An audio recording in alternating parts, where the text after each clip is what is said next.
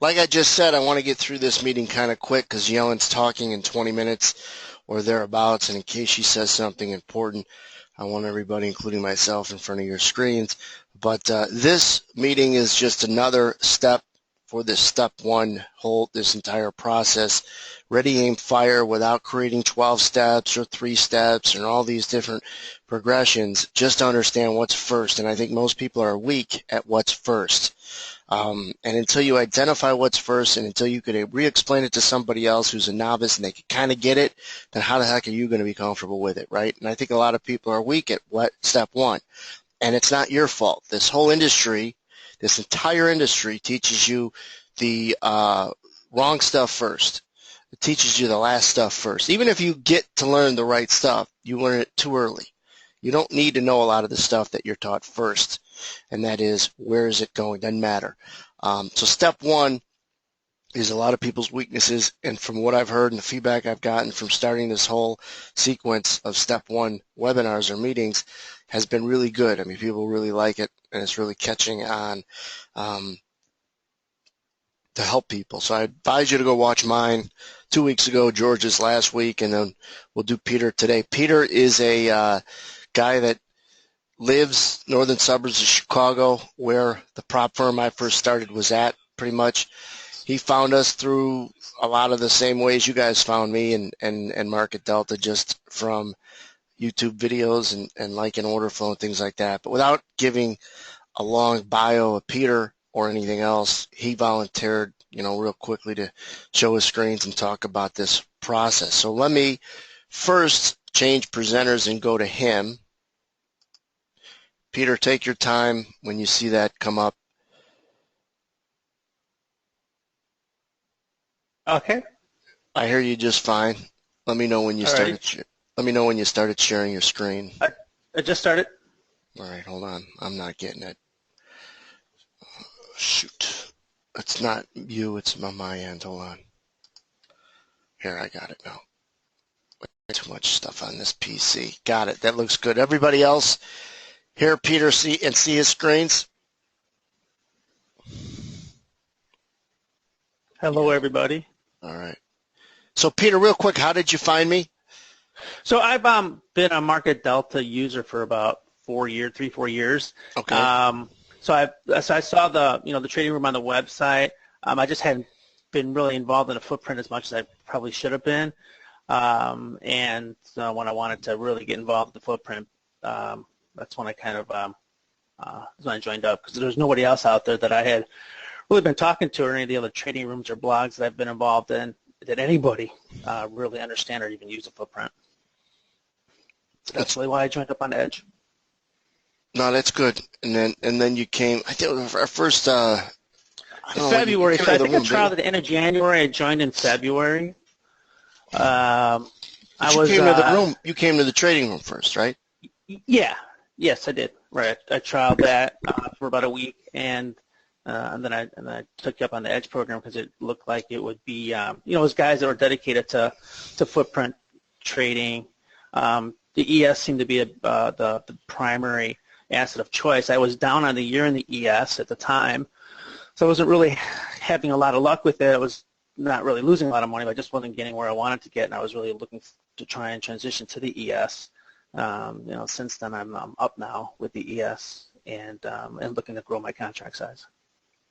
No, that's good to hear. So did you like a couple weeks ago when I did this step one series of what to firm up in your seat? Did you like that session? Yeah, that makes a lot of sense, because it got me challenging and looking at what I'm doing, making sure that I'm not just fooling myself into thinking that I know what's going on. So it's been giving me ideas, and I've been adjusting my charts and such to try and to bring in what other thoughts and ideas I hear from other people. Like, I know some of the stuff you see on the screen now is not stuff that I've seen anybody else talk to, but I picked up some of these artifacts over the years, and I've kept them because they're somewhat useful. They're useful to me right now. Maybe at some point in time I get rid of them, like on the bottom here, this top pane. This is a volume, just basic volume, because I used to trade on a 1-minute chart. I didn't trade on this PNF the 6 PNF chart until I joined the room, and I saw what you guys were doing with that, and that was like a big light bulb almost. I wouldn't say it was an epiphany, but a light bulb definitely went off when I got to see this flow, and I got to see the consolidations occurring, especially when those consolidations occurred in an area that I was very interested in. So like this morning, like my first step is when I got up this morning, I usually start trading around 4:30, 5 o'clock. I was annotating these value areas. So like right over here, this day, the value on this day right here. I was like, wow, okay, so that's an area that I'm really kind of interested in. And a lot of times I'll do that really just on the pit time. I won't even do that on the Globex session because I really like where the pits have been trading because that's where all the real volume is at. And that's really where I want to get in on where there might be bulls and bears active in those areas to give me a better chance to have a longer trade. I'm not real good with trading fast in and out, trading the breakouts. I'm really much better if I get into a trade and then I can manage my position. So what were you looking to do when it got down to that value area from? Right. So down in this area here, what I was looking for a potential buy in this area. And so during the Globex session, I had that coming, so that got me interested. And then if I go over and I can move my move the real chart here over, it's about that point in time. So we're right here in this area here. So I was marked the Globex low. I saw this, and this you don't always get in a Globex session. So when you see these, this really gets you excited, or it should get you up in your seat when you start seeing some imbalances come in during the Globex. And then the real killer was this right here. We got to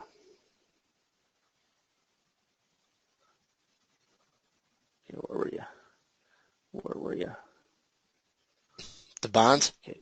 Yeah, right here in the bonds. So right over here in the bonds, we saw something real interesting happening. Was as this was occurring, I saw the bonds start to diverge and going down. And then we saw this get weak. So we saw the testing down through here, and we saw it starting to close up, a lot less interest in taking price lower. As you can see right here, because this is just the ES chart, just on a line chart. And this is the bond chart, oil chart, the Euro chart. These are the ancillaries. So these are something else, too, that I really just brought in when I joined the Edge. This really changed the game for me a lot on the ES was I watching these. So I started seeing this going down. I saw this holding, and so this was my best trade so far for the day. You were looking to maybe get long down there anyways, right? Or no? Yes. I was only looking to get down because the volume profile suggested that this might be an area where we would find some interest and people wanting to hold that level. And I saw that. As the bonds then started to come off, then that kind of gave me the confidence. Plus this right here. All right, so let's say I'm a dummy, right? Let's just say I'm really stupid, all right? My wife would probably agree. I'm really dumb when it comes to trying to listen to someone. And you're in this business. I know a little bit about trading and investing. And I say, Peter, what is it you look for that gets you up in your chair? What's the first thing that makes you pick up your gun? When I see price in an area where there were bulls or bears, people fighting to hold that price. Oh, so you have some predisposed areas that when the market gets into it, you're going to sit up in your chair. Is that fair to say? Yes, it is. Got it. And how do you come up with those predisposed areas? Yeah, that's strictly an examination of where value had been set in earlier sessions. Nice. Good, simple answers. Now, I can understand that. Now, I might not understand if I'm not that smart and a novice trader or not even a trader what value means, but we all know what value means on a profile. And that's where value started on that previous session, correct? This right here is, this session here was the top of value. Nice. We actually had some extension above that, but price had now come back down through this whole slop right here, which actually yesterday in the Edge room, some of the guys, we were trading this area right in here. So that's as a novice I could get. I'd be like, well, that's like where the bell curve slides out, top of that, right? Yeah, the tail. Yeah, correct. Very good. And now, all right, so you're anticipating potential support at the top of value from a previous session. So you have that predetermined.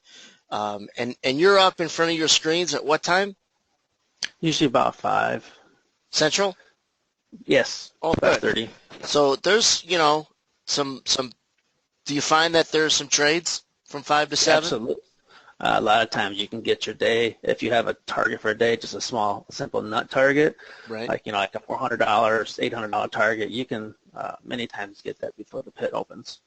That's nice. And when Peter talks about the pit, even if there's not really a pit left, the pit hours are the cash hours, and it's the same thing. It's just it's when the meat and potatoes and nuts and bolts of the volume come out. That's 8:30 till 3:15 Central Time are the quote pit hours. For bonds, it's 7:20 Central till 2, and for like the DAX and Euro stocks, it's 1 Central, 10:30, and we can go on and on. But that's what is meant by pit sessions. All right, so you got a predisposed area.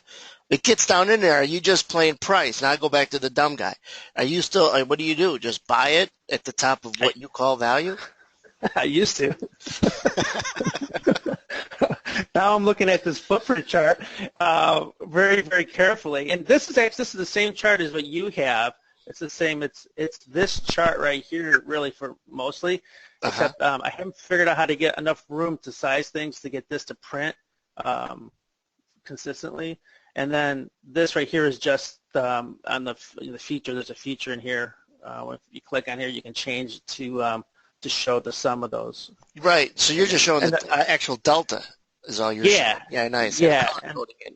Accordingly. Right, there you go, right, like that right there. And then I'll just have these codes here. I'll have like 500 or 750. I've monkeyed around with these from time to time. It depends on, like when we get close to a roll, this really sucks because this is almost useless when we get close to a roll because you don't get the volume you need.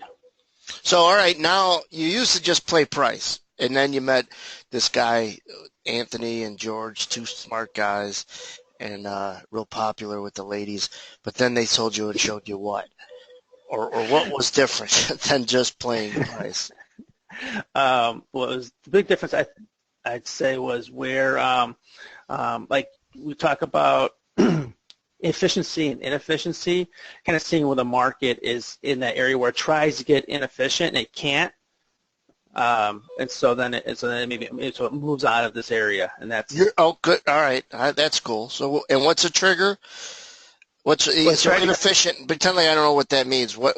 So, what are you looking for? The market tried to get through. The market tried to move through a price zone, an area down in here. It was unable to. You see a lot of these selling imbalances where a lot of sellers are coming in, a lot of pairs aggressively. So they can't push price down. They can't push price down. So you see them selling, but the bar is still green. It's trying to sell. Bar still green. Green bar here. Mm-hmm.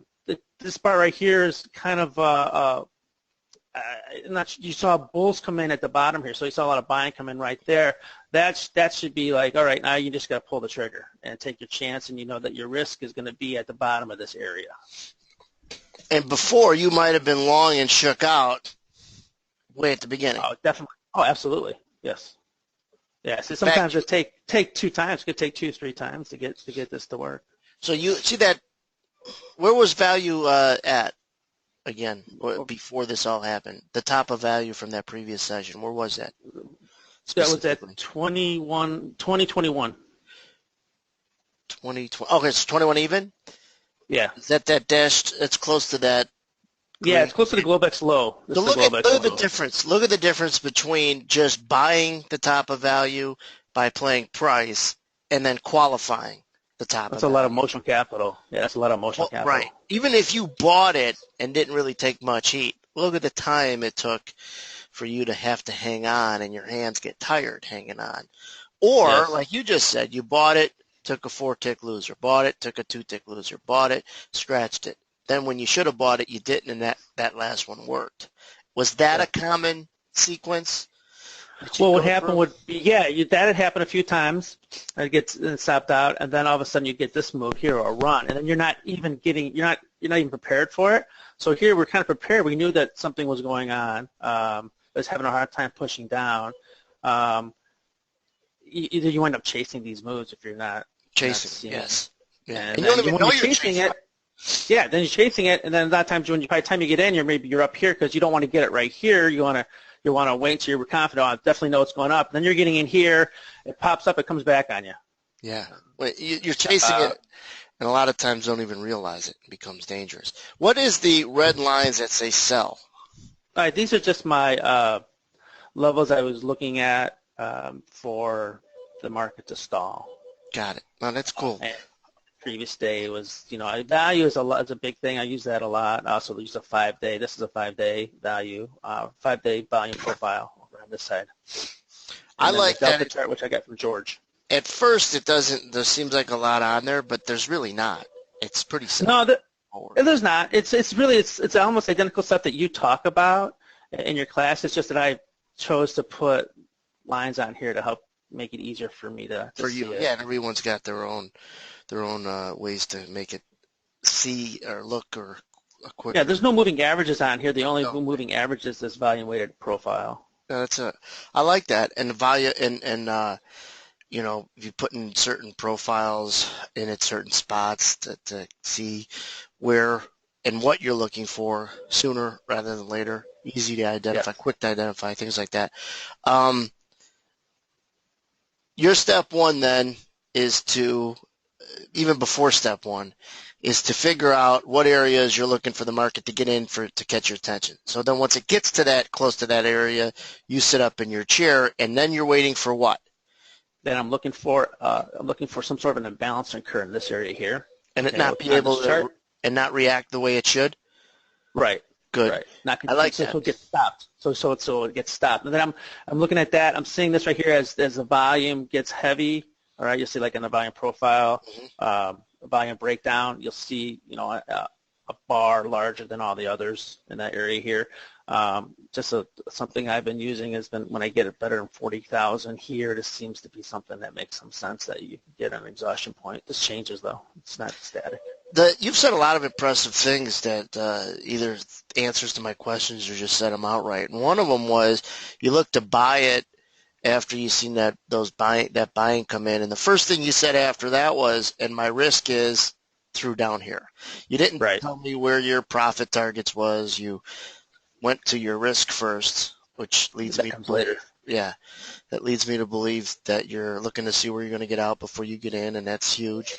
And then you brought in the ancillary, and I just, as simple as it sounds, it's not, right? I mean, this isn't something you looked at, correlations and stuck shorts. You talked to that about me on the phone. I was about ready to hang up on you the first time you talked about looking at correlations. I was like, you got to be kidding me, really? I've never gotten hung up on. I was like, no, come on. I mean, because they're not consistent. You can't, and like bonds may be at highs, but it's not so much where bonds are at right now. It's kind of what they're doing in this region that you're interested in. Yes. And so you have to look at, okay, wow, we made a high there, but now look where we're going. Now bonds are going down in this small area right here. Well, then what flipped you when at first is I'm going to hang up on the guys that talk about correlations. What made you say, man, that's interesting? What is there a trigger moment? Yeah, I'd say when you talked a bit more about your prop experience and that how the room that you were setting up, or the program, the Edge program you're setting up was trying to replicate that. And I had not spent any time in a prop firm. I had not been around a group of people that were trying to do that. And so that's really, I said, well. So then you just believed it because the credibility became apparent. Yeah. And then it became something that, you're not just trying to sell something, you're actually trying to build something. There you go. And that's I'd never thought of it like that, but that is what I'm trying. I never said it like that, but that is what I'm trying to do and have done. But the other thing is, you guys are going to hear, there's like with correlations, and I want to cut this short, but with correlations, you're going to hear in a videotape that I have about me trading other markets up on my screen, guy quoting the S&P pit when everything was in a pit because we couldn't watch the E-minis on the screen because it was still traded exclusively essentially in a pit. Here's Yellen. Yeah, look at euro. There goes the euro.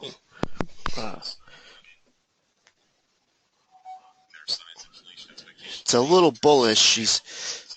Be careful. She's not as hawkish as maybe expected. That's one thing I wanted to tell you. I think that they're expecting her to be hawkish, and she's not. Right. That's why we're running up here. They kind of rallied up to this text,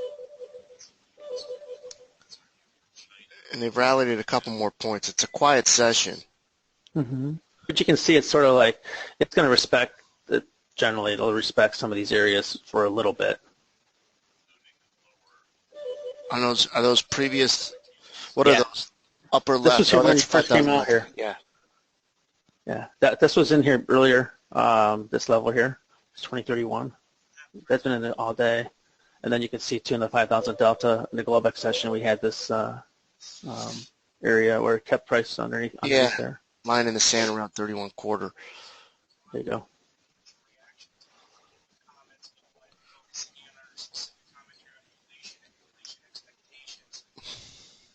Hold on.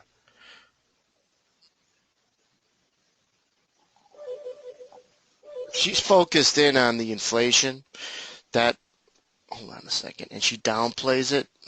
That's not hawkish, because you raise rates when you're worried about inflation. She's downplaying inflation, then she's not that hawkish. Last week, as we know, and as you guys have been prepared for, is the weakness late last week came from maybe the Fed is signaling a live meeting in April because of Bullard's comments, and they're taking that back with her comments right now. Global developments pose ongoing risk, which is dovish. Global developments pose ongoing risk, which means they're less likely to raise rates sooner rather than later. Monetary policy remains accommodative, will be adjusted at a gradual pace. There are signs inflation expectations have drifted lower. That's dovish.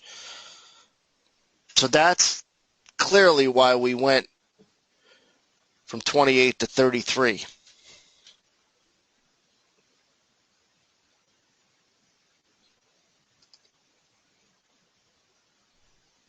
Now keep an eye on 27.5, 26.5, 27.5. That's where we were right before her remarks. Now I'm not saying we're bullish if we get all the way back down there, but a couple thin spots were like 29.75 as it ran up, continues to go. Let me take the screen back for a second, Peter. Oh, yours. All right, just give me a second.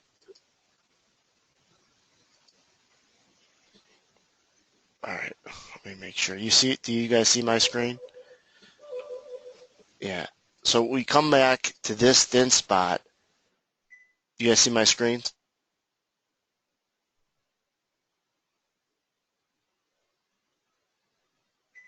No? You should. Yeah, thanks, James. When James is the first one to answer. Look at this. If anybody got long, you could see that thin spot, but this thin spot held really well right afterwards. Come back in, and all these little thin spots are holding on shallow retracements. Shallow retracement runs. Shallow retracement here runs. Shallow retracement here runs. They're not going to hold forever. This one is a place where it needs to hold to continue this uptrend. But quite simply, this is taking back the hawkishness from some of the Fed commentary and rhetoric last week. She backed off inflationary concerns. She said global concerns pose a risk. She rementioned monetary policy is accommodative, which is dovish because it is where it is. It will be adjusted, but at a gradual pace. This 34 now is another line in the sand above. You see how that's respected right up in here, guys? So this one was respected, banged through it.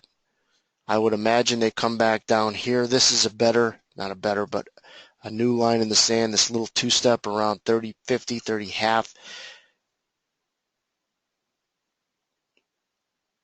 But all this information is new from what we had 10 minutes ago, right? The before and after this isn't a major pivotal event by no means, but it's the reason why we're stuck in a 3-point range for over an hour, and then in 2 minutes we rally double that.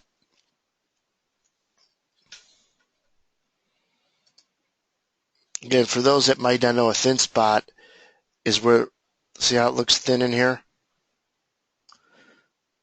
Or down in here, volume-wise? It's where the market goes up or down fast through an area. And then it rotates down and usually uses that as support.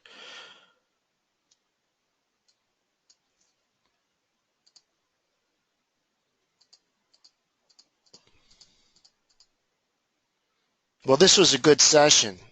We didn't bleed over to Yellen. Everybody was hopefully anticipating her comments and this price action through it. Peter, unmute your mic a second. I just want to ask you. Yes, sir. You're in the team room often? Pretty much daily, yes. Oh, good. All right. So if you guys got questions for Peter and you go in the team room, you could, wait as the market slows down to communicate with him that way. But this was good. I mean, it's like, it's not an epiphany, but a light bulb, like you said. You don't have to have like that moment of absolute clarity and all of a sudden you're making $1 million. It's just that little small nudge.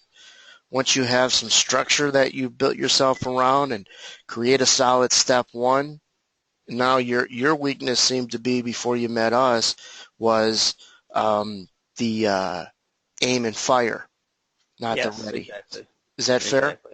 Absolutely. Absolutely. And they're all important, because if you're aiming and firing in a spot that makes no difference, you're going to get chopped up.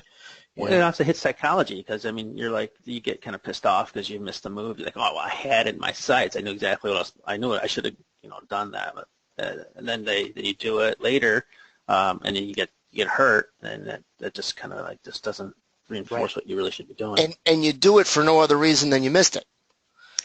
Right, out of revenge. Revenge, and people think revenge trades are just trying to get money back that you lost, but no, they could be from getting money back from a missed trade that feels like you lost money because you missed it. Those are the worst. Exactly. And I shouldn't say those are the worst, but those are just as bad, and it makes you do something you otherwise wouldn't do if you caught the trade you missed.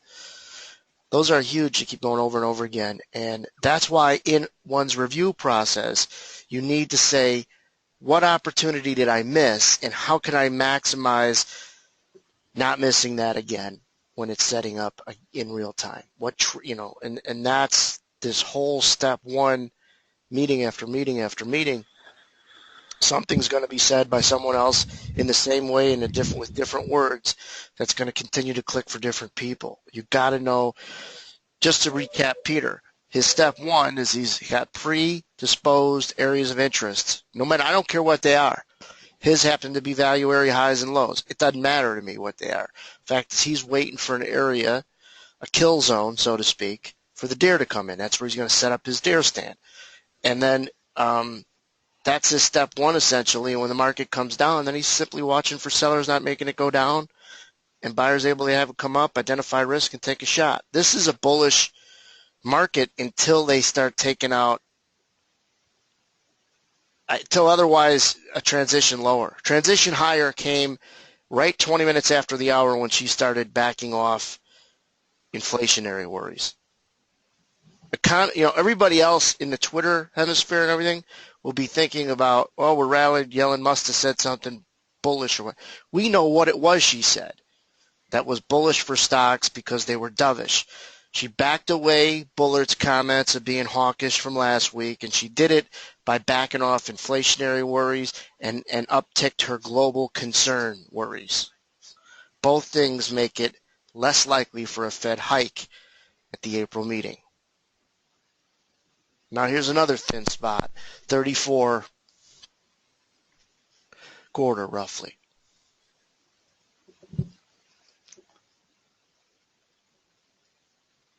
Has anybody caught this rally?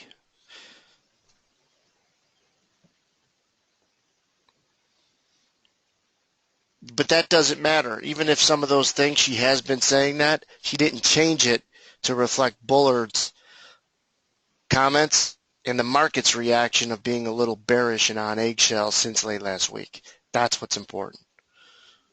So if it was a complete smoke signal by the Fed wanting the markets to price in an April rate hike, she would have slightly changed and not said what she just said. So some guys have caught it on this pop. Now here's a line in the sand, guys, that you could back down to like 33 even.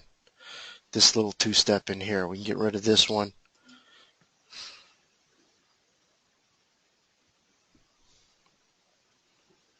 What do we have? Oh, man, I don't know why I don't have it on this. I don't have anything above here.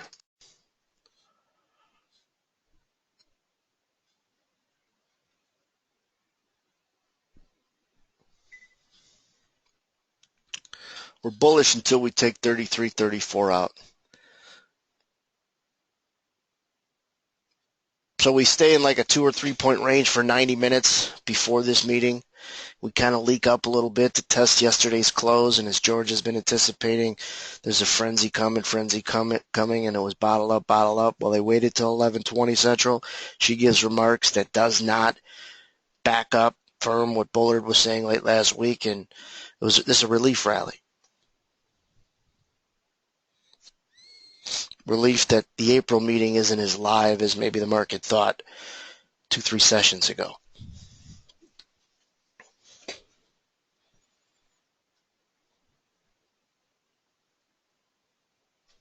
Peter, real quick, do you like selling and it can't go down in an area that you think could be support? I've not gotten good at that yet, no. No, that's fine. Well, you made remarks that you've seen selling come in, not on a filter. Yeah, well, I see it come in, but I'm still, I see it come in, but you see it from time to time. I'm more patient. I'll wait for an area that I wanna play in. No, I'm saying, what if that isn't an area you want to play in? Like, if it's not an area I want to play in? No, if it is. If it isn't. Absolutely. As we get up here into 28, and actually, 26 and a half looks like it might work, but I think I was earlier today, or just a little while ago, I looked at, not 28 now, 40. Looked at 40. 40 is what I had on my plan for today, and then 42 and a half. So if we get up inside there, I'll get real interested in trying to sell that. Right now, it's kind of just outside my zone, and I don't have a long on, so I'm just going to wait for the next setup. Perfect. No, that's kind of well thought out. You had an area down around 21 earlier for support, and then 40 up. Do you have interday levels that'll form in areas that you didn't have on the radar? But I adjust. I'm doing that a lot more, especially the more I watch the footprint and listening to you and George. I'm doing that a lot more. Yeah, and it's just so it's like your predisposed areas pre-market. You could have some new ones after the market, during the market, I guess. Absolutely. For the same reasons. And that'll keep you from having too much of a concrete plan, and neither one might come to fruition. You end up doing nothing. Would you have problems with doing nothing all day? I've done that before. Yeah. I don't think I've ever turned my machines on. Yeah. In my trading career, I don't think I've ever turned machines on without trading. Mm-hmm. Obviously, it's different. It's not like if you do and you don't trade all day, it's bad. But you certainly don't want days, if you're a day trader, where you go without trading. It means that it just allows boredom to come in and the devil's playground type of... I think because I'm active in the Globex session for a couple hours, over a few hours, and then most of the pit session, I typically have a trade of trades within one of those sessions. It's very rare that I don't have a trade from those sessions, one of those two sessions. No, that's good. Before the Edge and George and I and everything, did you... would you say that you were just a straight profile guy? Yeah. And just value area high-low? Yeah, yes, yeah. Do you ever go... that or divergences on volume on a 1-minute chart with the volume. All right. No, and so what's the weakness in just being a straight profiler, in your opinion? Where you're going to... How do you qualify it? Where you're going to... You can't. You're using a really big I mean, with the footprint, I think you get to use a scalpel. With a without the footprint, you're just doing profile. You got to have a big stop. Yeah, right. Well, every guy I've ever said that to has been a profiler so far has agreed with me. Like just what you said. I go, the strength is it gives you good structure. You understand more about the markets and their functionality after learning it than before. But the weakness is, where the hell do I execute the opinion it gives me? Yeah. With better precision and not wide stops and not being right, lose money and all that process. Everyone who's a profile expert or well-versed in profile will say, you're right, man. That is. And so there's a lot of, and I've heard this from people who are profilers, they want to have what is a good trade plan to start the day with. I don't have a problem with that, like people having a good trading plan and areas to look for. But you have to be flexible. Back to my quote, the information that's most important we might not have yet. So don't get yourself set in concrete with too staunch of an opinion, up, down, because, I mean, something could change that totally. And if you invest too much time and energy into an opinion, it's hard to break away from that opinion. Now, you want to have confidence, but not stubborn confidence. Stubborn confidence is, I've worked too hard to create this opinion. It has to be right. Confidence is, you know what? I've been wrong before, and I just seen something that's questioning my bullishness. That's confidence. That's a confident person in a board meeting, right? In an argument with their spouse, in whatever it is. Hey, you know what? You got a point there. Let me think about this a second. You know what? I'm going to do this because if I'm wrong, I don't lose much money. Like there's a business plan that if you're wrong, you don't lose that much money, if any, then it's probably a good business to take a shot in. If you don't lose that much time and energy and money, if you're dead wrong, it's probably a good idea to follow, right? You minimize your risk, and that's if you're dead wrong. So it's the same with this trade. You don't want to have like, oh, if I'm wrong in this profile expectation, crap, I could lose a lot of time and money, and that ain't worth it. So it's just like tightening it up to fit your risk tolerance. How long have you been trading for, Peter? Actually, about 6 years. Where have you been around the P&L? Slightly down? Up, but I do a lot of option. I used to do a lot more option trading, like a lot of premium selling on the indices, and so you can. It's just a different approach. So that's worked out pretty good, but it doesn't have the you can't turn P&L fast. You can turn P&L a lot faster with the futures. This is what we're building here in this Edge program, are guys that are smart. You could tell, Peter, I could tell when people are smart, whether they're making money or not trading.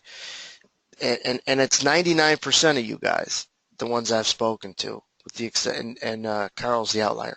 No, everybody's got a head on their shoulder. They're smart. They can articulate something.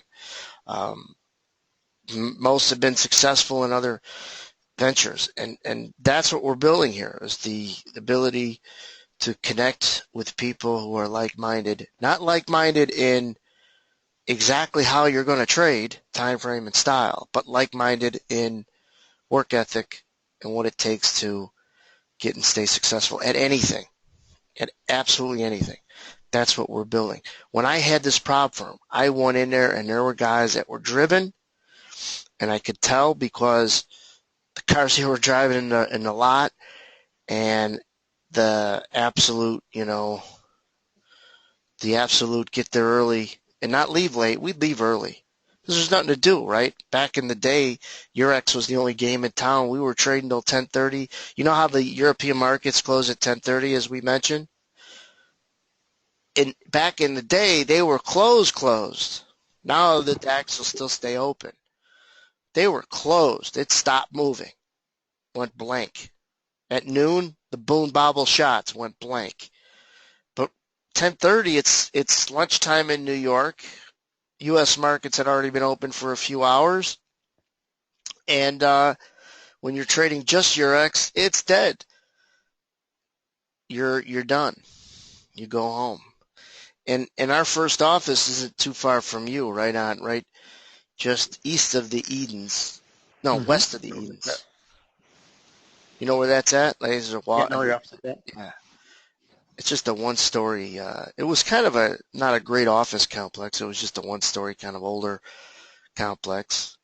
It's gotten nicer. Yeah.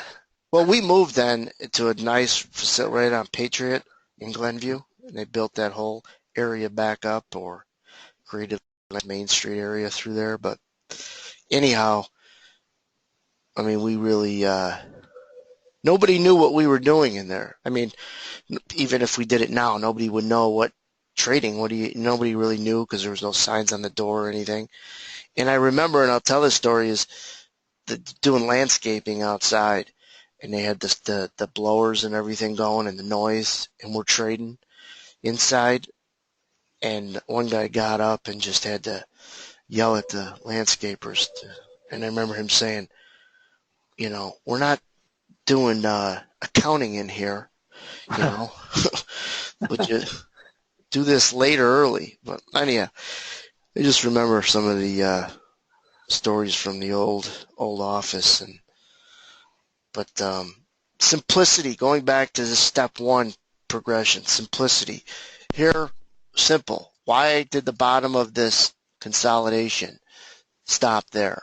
Because that's where these guys did not cover their shorts or get long. See this thin spot in speed? People were like, man, I wish I'd have bought it through there because it could have went right up here fast. So what do they try to do? They try to buy it there when it comes back down. How many times do we see this talk about that? And then the jerks that were short from down here, man, I wish I'd have covered my short there. And they're the baby birds that are all bidding it down here. That's why the bottom of this consolidation ended there. It's no coincidence. That's a very, very important dynamic. And as we go, I could just see George eyeing up 36 even.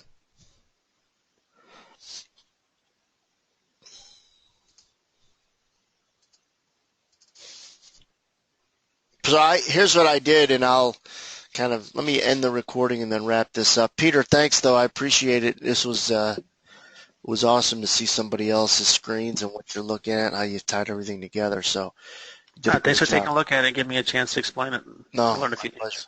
All right. Talk to you in the room. I'm going to stop the recording now and just wrap it up with this video I'll tell you guys about.